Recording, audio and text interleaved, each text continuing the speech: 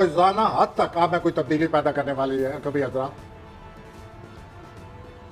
आप बहुत सारे लोगों से रब्ता करेंगे, औलाद से जो आपके औलाद से मतलब जो मामला हैं उसको भी आप हल करते नज़र आते हैं और अच्छी तरह निपट देंगे। आम लोगों के लिए जो सूरत हाल अक्सर मुश्किल होती है, लेकिन आपके अंदर रेजिस्टिंग पावर, विल पावर, आप कॉन्फिडेंस इतना है कि आप हर मुश्किल सूरत हाल से निपटने के हमेशा काबिल हैं। ओके, और ये जो हफ्ता का वस्ती हफ्ता है बुध जुमरात को, जैसे कि अक्सर होता है कभी हजरात आपका जज्बात गालब आ जाएंगे। अच्छा, ट्राई करें उन जज्बात से बचने की।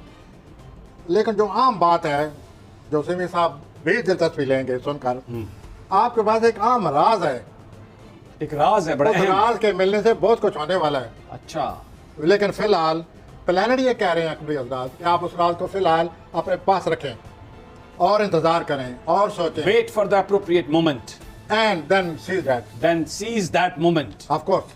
तो वो राज जो है उस राज को सही तरह इस्तेमाल करें, फिलहाल वेट करें। अब मैं कौन सी हजरात की तरफ आ रहा हूँ, सैजिटेरियन। इन दोनों आपको किसी मुहिम का शौक